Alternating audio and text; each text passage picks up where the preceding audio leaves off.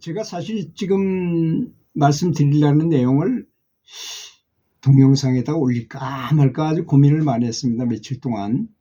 정말 고민을 많이 했어요. 왜냐하면 만약에 이 말을 들으시는 순간에 전혀 다른 엄청난 영적인 능력을 얻게 될 수도 있기 때문인 것이고, 또 어찌 생각하면 너무 황당하다고 말할 수도 있을 거, 생각할 수도 있을 것 같기도 하고, 참 어떻게 믿거나 말거나 뭐 이런 말처럼 그렇게 느껴지기 때문이기도 합니다.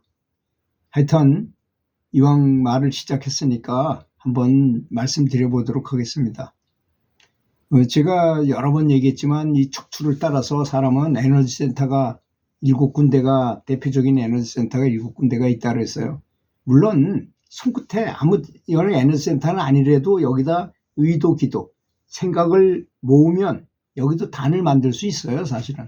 그렇지만 원래 사람이 원래 있는 이 차크라에다가 집중하면 더 많은 에너지 센터가 또 활성화시키기도 쉽고 좋잖아요, 거기는.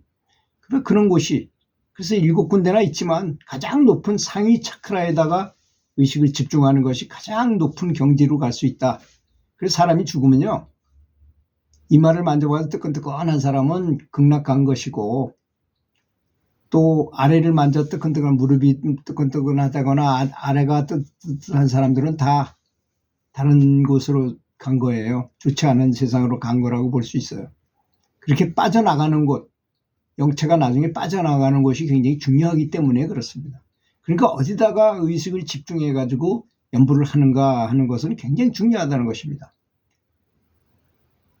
이렇게 얘기하면 불교에서 하는 말과는 전혀 다른 것 같은 느낌이 들 수도 있어요. 그래서 오해의 소지가 있기도 하고, 그래서 얘기할까 안 할까를 제가 고심을 했었는데요. 그래서 여기를 해안이라고 말하고, 제3의 눈이라고도 말하고, 아제나 차크라라고도 말하고, 또는 우리 한국엔 상단전이라고 말을 많이 하잖아요.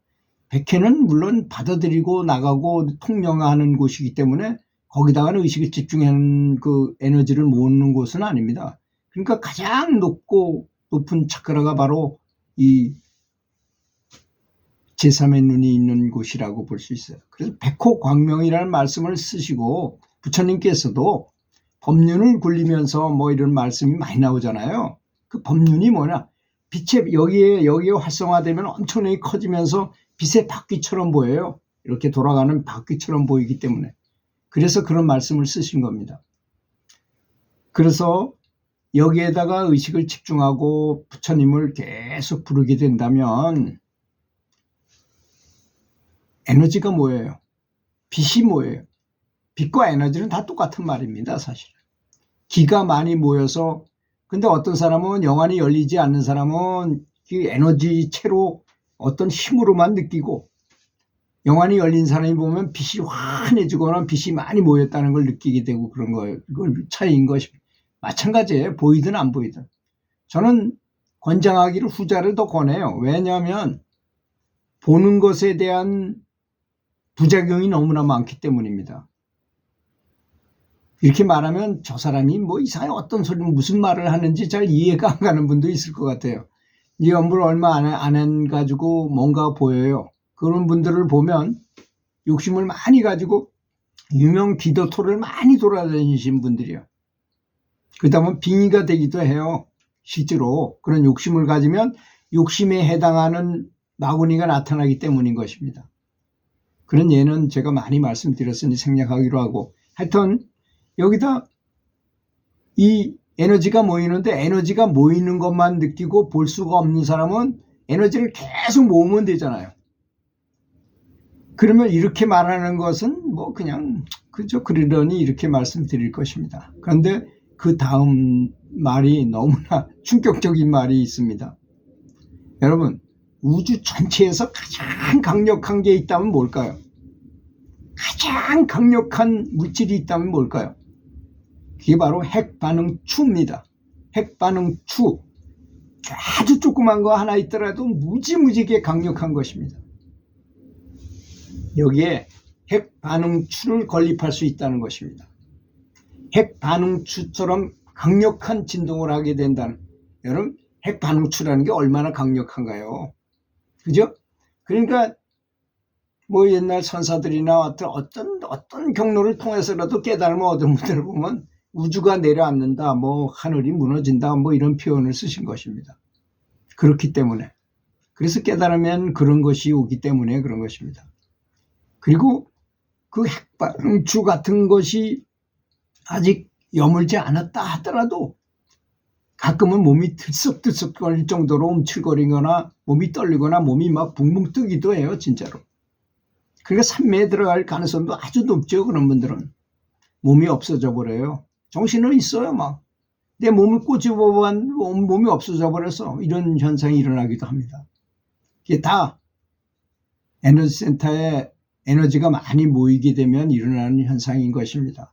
그러니까 연불 산매에 잘 못 들어가는 것도 이 에너지가 부족해서 그런 것입니다. 어떻게 보면 에너지가 너무나 강력하게 활성화된다면, 그래서 만약 수행을 하는 사람이라고 한다면 이러한 현상, 이러한 제가 말씀드리는 현상이 아직 별로 나타나지 않았다면 뭔가 아직은 길이 멀다는 것을 잘 알아야 하는 것입니다. 아, 나는 아직 거기에 입문도 못한 거구나. 내가 아직 그런 공부 계통에 아직 가까이 가지도 못하는 사람이구나. 그렇지만 그렇다고 해서 그리 슬퍼할 필요는 없습니다. 그런 것이 있다라고 들었어. 듣고 그걸 추구하는 순간. 근데 속효심은 금물이라고 말했잖아요, 제가. 이건 굉장히 중요합니다. 내가 빨리 나는 뭔가 그런 걸 저 사람이 얘기한 것처럼 그런 걸 난 느껴야 되겠다라고 한다면 그 느끼려고 마음 먹는 순간에 마장이 올 수 있어요, 오히려. 그러니까 사수비수, 지키는 둥 마는 둥, 이것이 무엇이냐, 탁구를 치는데 너무 저 상대방을 이기려고 하다 보면 시야가 좁아지고 힘이 들어가고 에러가 막 나와요. 그런데 또 너무 재미로 그냥 막 쳐, 그러면 또 안 되잖아요. 그것도 아니고 저것도 아닌 중간 정도에서 집중을 딱 하고 아주 재밌게 쳐, 재밌게, 아주 신나고 재밌게 쳐. 그러면 치는 것마다 잘 들어가요. 너무 잘 되는 때를 만나요. 바로 그런 것처럼 연불해야 된다는 걸 말하는 것입니다. 제가 하는 말은 바로 그런 식으로 하라는 것입니다. 지금 제가 하는 말이 굉장히 쉽고 간단한 말이지만 본인이 직접 실천하려면 굉장히 오랜 동안의 반복 훈련이 필요한 것입니다. 쉬운 말은 아니에요. 제가 한 말은 쉽게 했지만 실제로는 왜?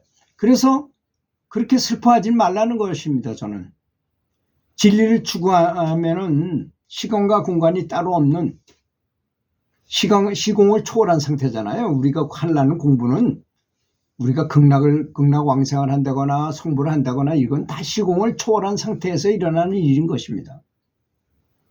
그런 세계에서 일어날 수 있는 법계라고 표현하는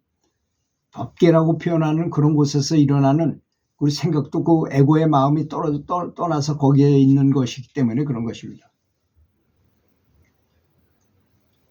설사 이 세상 방식으로 치더라도 뭐든지 그렇잖아요. 노력하면 얼마 지나지 않아서 그 상태에 갈 수 있게 되잖아요. 어떤 거든지 간에. 탁구는 처음에 못 쳤지만 자꾸 열심히 제대로 된 코치한테 근데 제대로 된 코치라는 굉장히 중요해요. 여기서 말하는 폼을 정확하게 배워놓지 않고 무조건 열심히만 하면 어떻게 됩니까? 폼이 엉망이야. 요까지는 금방 들었는데 그 다음에 실력이 늘질 않아요. 왜? 정상적인 폼이 아니기 때문에 그렇습니다. 정석이 아니기 때문에. 정석이라는 게 굉장히 중요한 것입니다. 그래서 경전을 많이 보고 선지식들의 유튜브도 보고 법문도 많이 듣고 도반들의 조언도 많이 들어야 되는 게 바로 그래서 그런 것입니다. 모든 세상의 법칙에는 원리가 있기 마련인 것입니다. 그렇다면 영적인 세계의 원리는 무엇이겠습니까? 그것은 당연히 마음 깊은 곳에 잠재의식과 오욕측정으로 가득 차 조금만 턱 건드려도 무엇이 튀어나올지 모르는 컴퓨터 자판기와 비슷한 현재의식과 잠재의식보다 더 깊은 곳에 있는 신의식인 바로 아레아식, 이 불성과의 관계의 묘리인 것입니다. 근데 그 가장 중요한 것이 말라식, 바로 잠재의식이거든요. 잠재의식을 통과하는 공부를, 그래서 연부를 계속 반복하라고 하는 거는 그 잠재의식을 뚫기 위함이거든요. 그 관계를 잘 이해해가지고 공부하는 것이 바람직하다는 말이 되겠습니다. 평상시민 현재의식이 단번에 다이렉트로 신의식의 상태로 곧장 가는 법은 없다고 합니다. 그래서 그게 바로 빼어난 대순이 없는 도리인 것입니다. 대순이 아무리 빨리 자란다 하더라도 다 고기서 고기지 뚝배리 쫙 올라가는 건 없기 때문에 하는 말이겠죠. 반드시 평상심은 잠재의식을 거쳐야 어쨌건 어떻게든 신의식, 무의식, 아리아식으로 연결된다는 것입니다. 그래야만 잠재의식을 뚫기 위해서 연부를 엄청나게 반복적으로 많이 해야만 제가 아까 얘기한 그 핵반응추 같은 그런 엄청난 에너지를 가진 그런 힘이 있어야만 깨달음도 얻을 수 있는 것이기 때문에 그런 말을 하게 된 것이었습니다. 그래서 고민을 많이 했다고 하는 이유가 바로 그런 것이었습니다. 들어주셔서 감사합니다.